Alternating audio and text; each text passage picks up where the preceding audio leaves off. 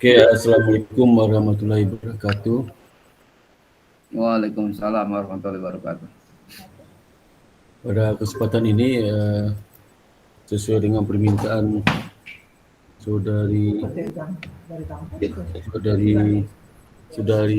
Delia Zahrani ya, pada hari ini kita mengadakan mengadakan sidang proposal atas skripsi dari Delia Zahrani dengan judul proposalnya adalah pengaruh rasio risk based bank rating terhadap return saham perusahaan perbankan tahun 2016 sampai 2020 sebelum dan masa masa COVID-19 ya, tahun 2020. Untuk itu AIB sudah mengundang Bapak Dr. Andes Komar Darya, SEAK MM, untuk sebagai penguji pertama sebagai ketua nanti ya. Kemudian juga kepada Ibu Diana Sefina, SEAK MA CA ya, yang sudah datang hari ini untuk memberikan masukan, juga memberikan perbaikan serta beberapa pertanyaan mungkin yang perlu ditanyakan kepada Delia, apa yang dibuatnya untuk lebih melengkapi dan menyempurnakan proposal skripsi saudari Delia Zahrani. Delia Zahrani ini adalah mahasiswa sedang semester 7 ya, sedang magang. Magang di mana dia? Magang di Bank DKI, Pak. Bank DKI. DKI. Udah masuk bulan ke-4 ya. 3, Pak. 3, nanti Desember udah selesai. Untuk itu pada kesempatan ini persilakan Delia Zahrani untuk mempresentasikan proposalnya, paling lama 15 menit ya. Kalau bisa jangan lama-lama, 10 menit aja kalau bisa ya. Kan nanti saya ada uji tesis masa bimbingan saya lagi di S2 ya. Jam 6:30 ya. Oke, makasih banyak. Persilakan, waktu dan tempat dipersilakan. Terima kasih Pak Sparta. Sebelumnya saya izin share screen dulu ya Pak, Bu. Ya.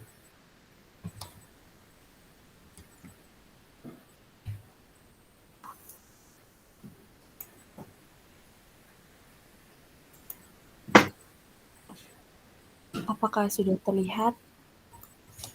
Sudah lagi proses ya. Assalamualaikum warahmatullahi wabarakatuh. Terima kasih atas waktunya. Waalaikumsalam warahmatullahi wabarakatuh. Selamat sore kepada Bapak Sparta selaku dosen pembimbing saya. Selamat sore kepada Bapak Komar dan Ibu Lidiana selaku dosen penguji, serta pihak akademik kampus dan teman-teman. Perkenalkan, nama saya Delia Zahrani dari Akuntansi 2018. Izinkan saya mempresentasikan seminar proposal dengan judul Pengaruh Rasio Risk Based Bank Rating terhadap return saham perusahaan perbankan tahun 2016 sampai 2020 sebelum dan masa pandemi COVID-19.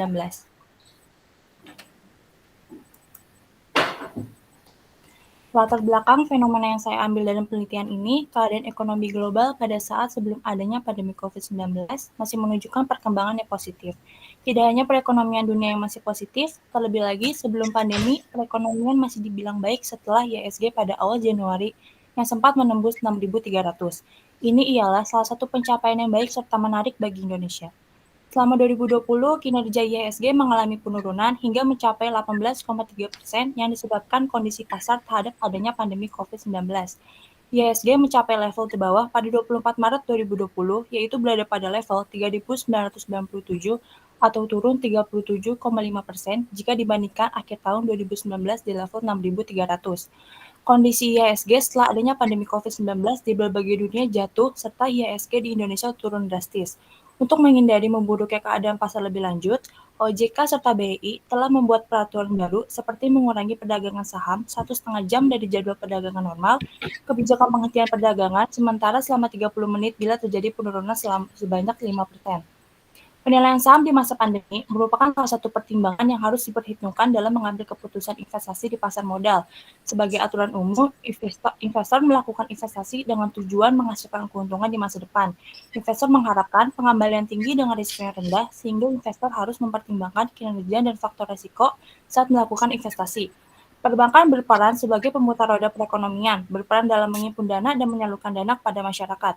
Sejak terjadinya pandemi COVID-19, kelompok bank dengan aset kecil menjadi sangat rentan dengan kondisi ini. Perbankan menjadi salah satu industri yang memberikan kontribusi nilai IHSG di Bursa Efek Indonesia. Bank telah membatasi jumlah penyaluran kredit, tetapi bank masih menerima pengembalian dana untuk memberikan layanan kredit kepada masyarakat secara tidak langsung mempengaruhi harga saham.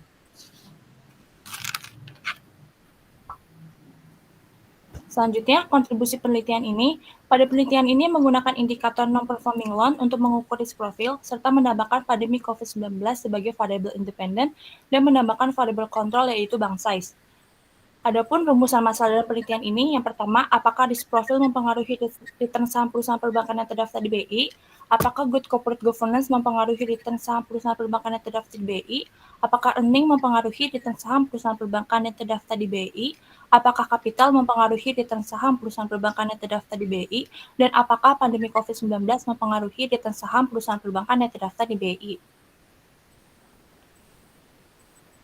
Selanjutnya, tujuan penelitian dalam penelitian ini yang pertama, untuk menunjukkan pengaruh risk profile terhadap return saham perusahaan perbankan yang terdaftar di BI, untuk menunjukkan pengaruh good corporate governance terhadap return saham perusahaan perbankan yang terdaftar di BI, untuk menunjukkan pengaruh earning terhadap return saham perusahaan perbankan yang terdaftar di BI, untuk menunjukkan pengaruh kapital terhadap return saham perusahaan perbankan yang terdaftar di BI, dan untuk menunjukkan pengaruh pandemi COVID-19 terhadap return saham perusahaan perbankan yang terdaftar di BI. Adapun manfaat penelitian dalam penelitian ini, yang pertama bagi akademisi, penelitian ini bermanfaat sebagai tambahan pengetahuan mengenai pengaruh rasio risk-based bank rating terhadap return saham perusahaan, terutama perusahaan perbankan. Selain itu, penelitian ini juga bermanfaat sebagai referensi penelitian selanjutnya.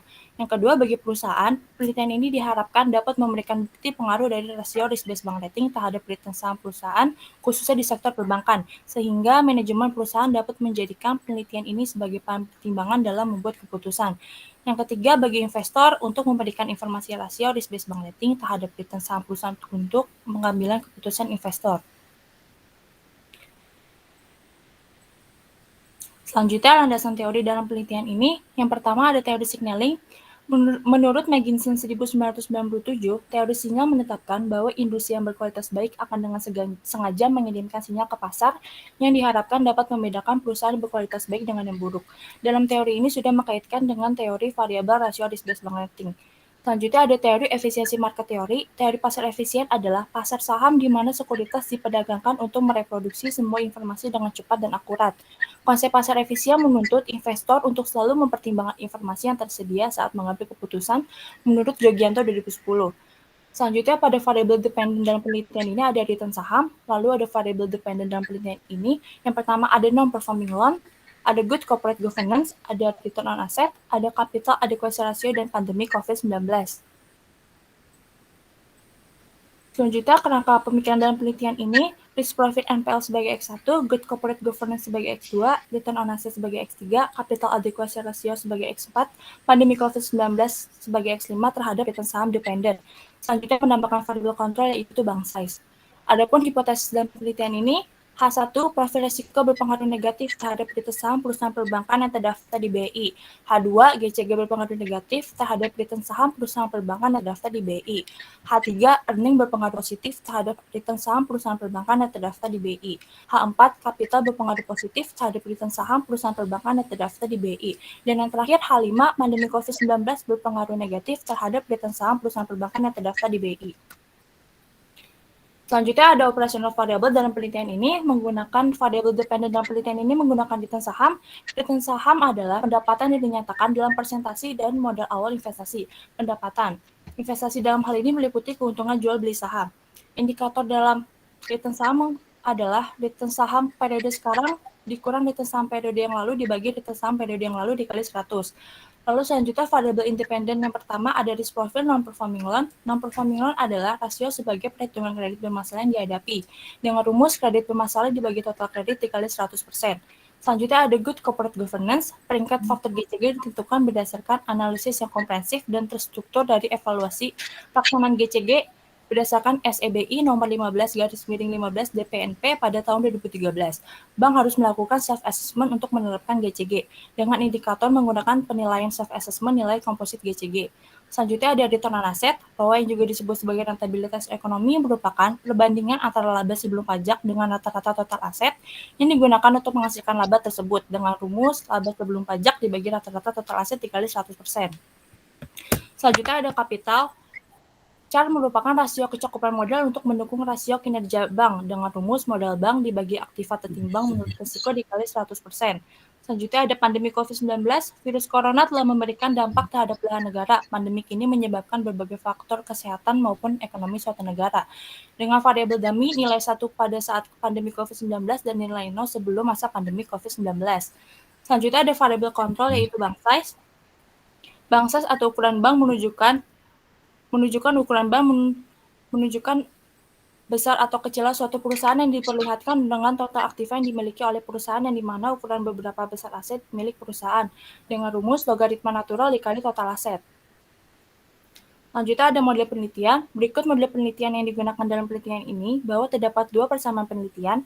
Persamaan penelitian 1 dari tahun 2016 sampai 2019 tanpa melibatkan pandemi COVID-19, sedangkan persamaan penelitian 2 dari tahun 2019 sampai tahun 2020 menggunakan variabel dummy pandemi COVID. Selanjutnya teknik pengolahan dan analisis data. Yang pertama ada status deskriptif untuk mengetahui besaran nilai min, median, maksimum, minimum, dan standar deviasi. Selanjutnya ada analisis regresi data panel. Yang pertama ada uji Chow, uji Hausman, dan uji Lagrange multiplier. Selanjutnya ada uji asumsi klasik. Yang pertama ada uji normalitas, uji multikoliniaritas, uji autokorelasi, dan uji heteroskedastisitas. Selanjutnya ada uji determinasi, dan yang terakhir ada teknik pengujian hipotesis, yaitu yang pertama menggunakan uji signifikansi simultan, dan yang kedua menggunakan uji pengaruh parsial.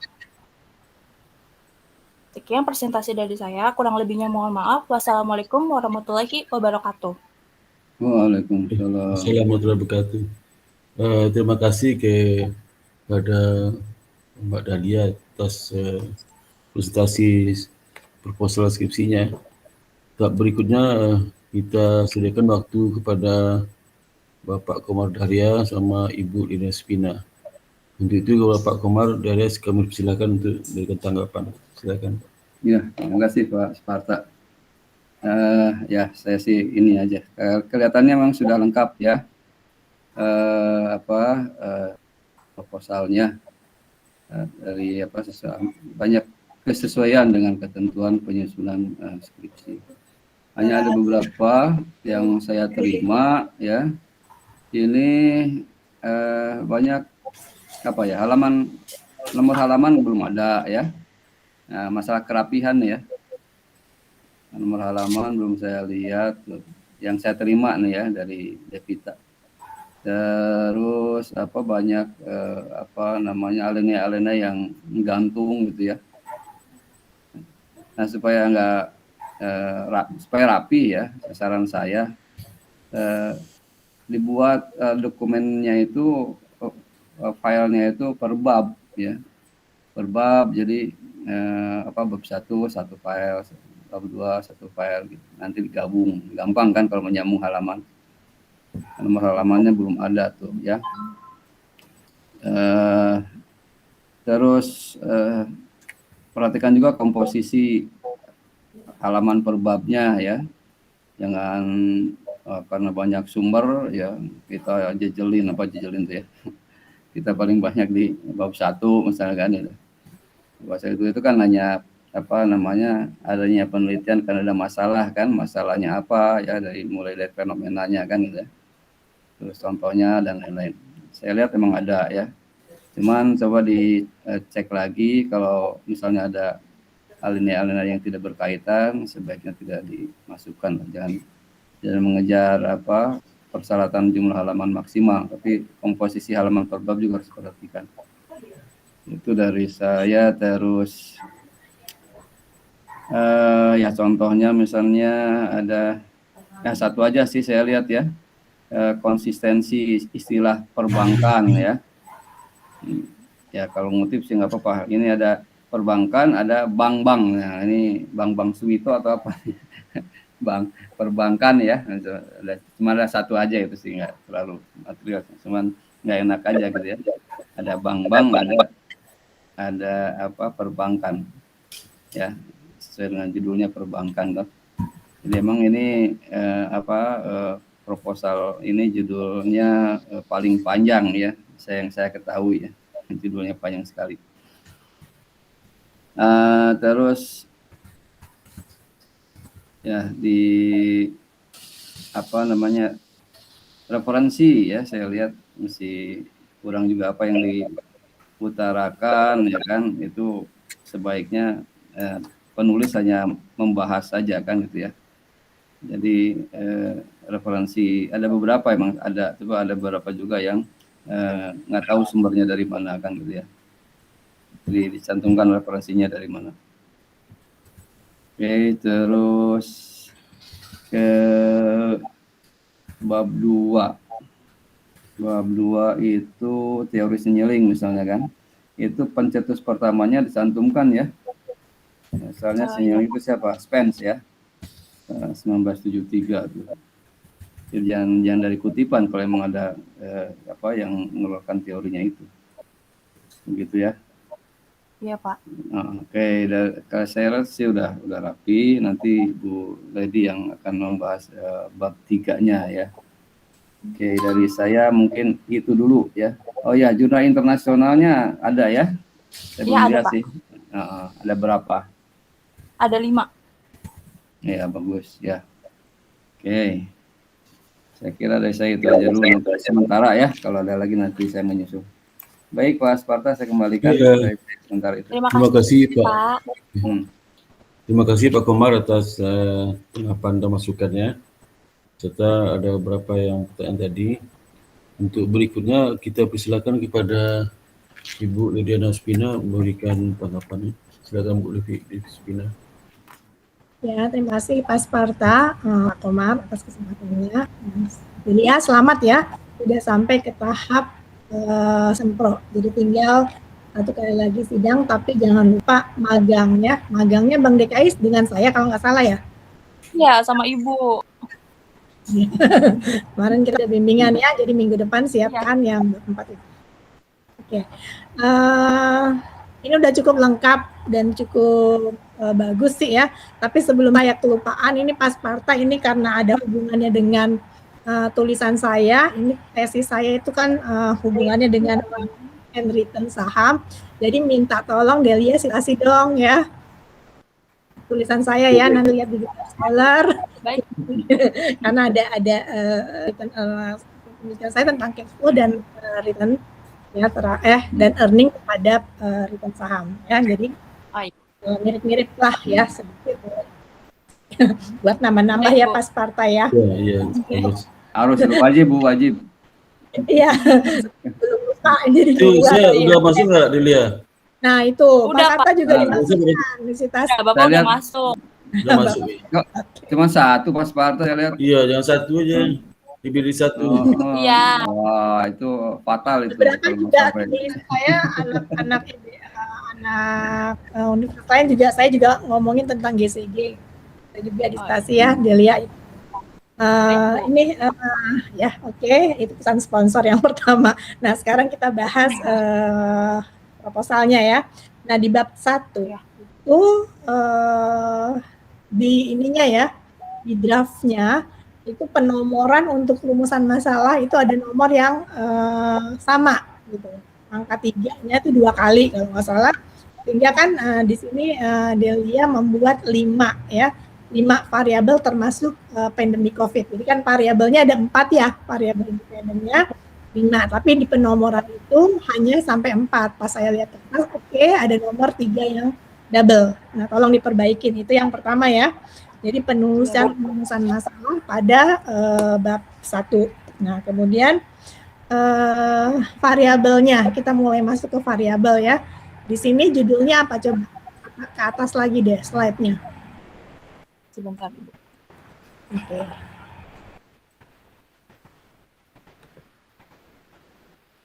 Nah, di sini kan. Ya. Di sini pengaruh hilang. Pencet ya.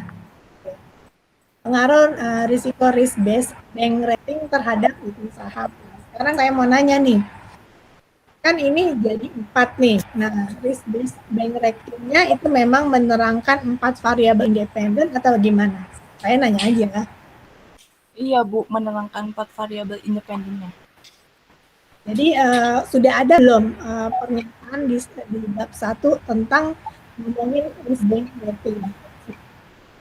Saya nanya aja. Kemarin Sudah, nulis Bu. nggak?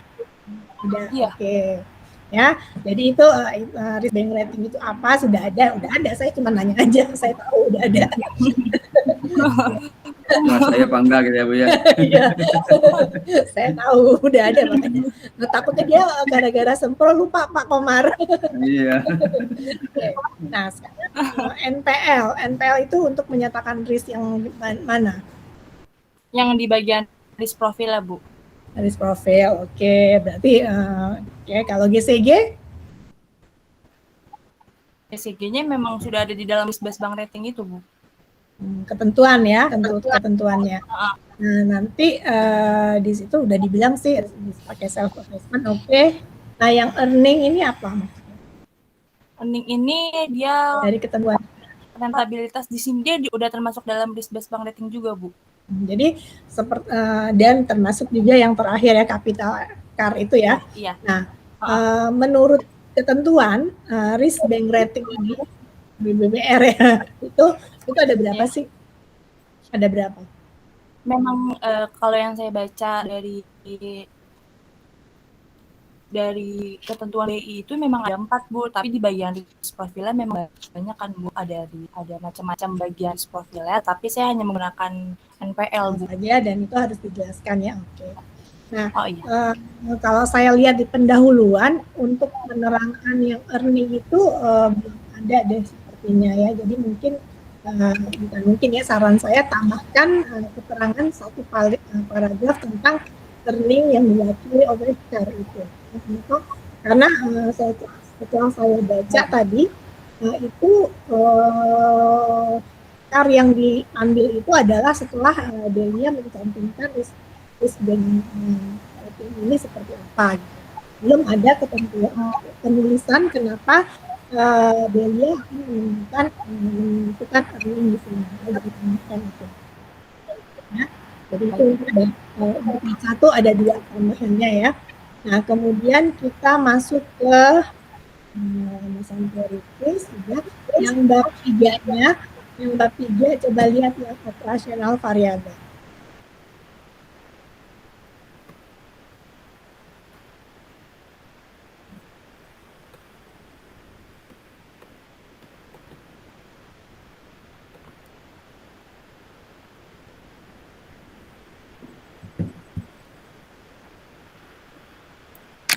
Ya.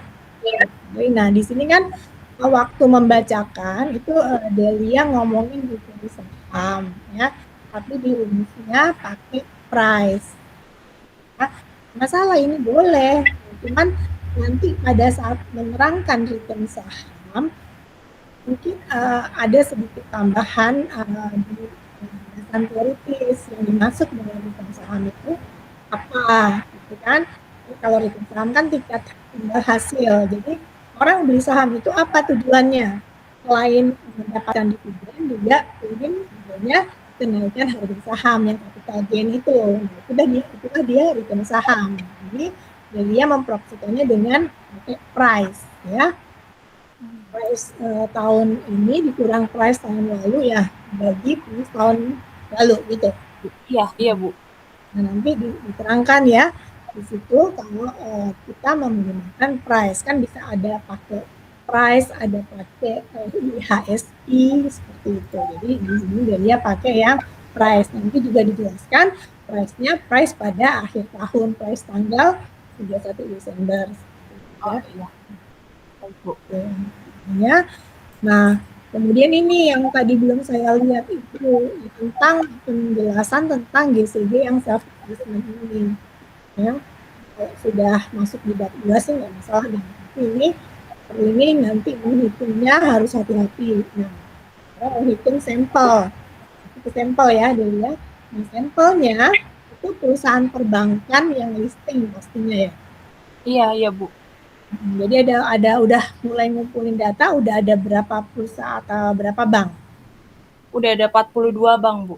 Oke, berarti hanya bank konvensional aja ya? Ya.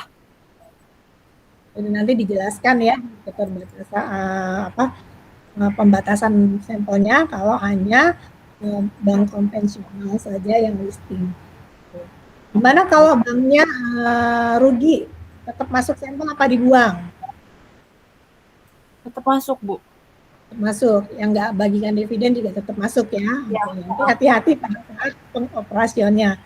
Ya, nanti pada ngeran datangnya pada saat olah data pakai Evius. Iya, nanti pakai Evius. ya. Hati-hati pada saat olah datanya. Oke, kemudian variabelnya NPL, return, nilai, CAR, dan dependennya ROA ya. Iya. Dependennya 1 dan 0. Sepertinya sih udah oke ya, Sparta, tambahan dari saya. Ini saya hanya memastikan aja kalau nanti Delia pasti bisa running datanya karena sudah dimengerti semua masing-masing operasional variabelnya, tidak terlalu rumit sih. Ini sudah banyak ya, banyak yang meneliti ini. Cuman bedanya yang itu aja tuh, yang GCG yang pakai self assessment dari yang lain ya. Oh iya. Ya Pak Sparta. Makasih ya, Bu. Ya, terima kasih Mbak Vina atas tanggapan dan masukan serta beberapa pertanyaan tadi yang diajukan kepada Saudara Delia ya. Dari dua dosen tadi, ya, proposal Asra bisa teruskan untuk bab 4 ya, bab 4 dan bab 5. Kami mengharapkan untuk bisa segera diselesaikan waktu kurang lebih sebulan ya, sebulan lagi mungkin sekitar bulan Desember sudah selesai. Nanti akhir Desember sudah siap untuk ujian sidang skripsi. Jangan nunggu Januari ya. Jadi kamu sibuk lagi bikin laporan magang gitu ya Januari. Pak boleh ya Pak, belum selesai laporan magang sidang Pak. Soalnya di akademik salurnya kan itu. Yang penting sidang skripsinya, berarti skripsi sudah selesai. Sidang nanti aja setelah. Oh iya. Penting laporan juga Delia, jadi dicicil juga laporannya. Iya, Bu. Sidang nunggu, kalau sidangnya udah selesai, laporan udah selesai bisa langsung sidang. Nah, gitu. Laporan selesai dia dinilai oleh pengujinya, oleh pembimbing magangnya, ada bisa untuk sidang. Sidang itu kan ujian terakhir, nggak ada lagi mata kuliah yang tidak lulus ya. Minimal ya. Oke, dengan demikian kamu tutup dulu ini presentasi ini. Oh iya. Dulu ya. Oke, sebelum kita tutup, kita ingin foto bersama dulu ya. Silakan buka videonya, yang pengunjung ya, para pengunjung pendatang buka videonya. Silakan. Kalau nggak buka videonya silakan keluar dari sekarang. Ya Allah. Halo, ya. Oke, satu lagi nih siapa? Si Indira, Virus, Tiara, Pina, Ayu. Itu kan buka videonya. Pak, saya masih di Gojek, Pak. Maaf. Mari Gojek terus. Tiara, mari Tiara. Tiara, itu satu lagi itu ya, ada. Oke, siap ya. Mbak Devita tolong buka video Mbak Devita kalau mau. Oke, saya di komputer Pak, nggak ada kameranya. Oh iya, komputer ya. Iya, komputer IBS. 1, 2, 3, 4. Ya udah, silakan. Oke, makasih banyak ya atas partisipasinya. Untuk itu nanti kita tunggu dari Saudara Delia kapan bisa ujian ya. Silakan. Akhir kata tutup acara ini. Terima kasih banyak.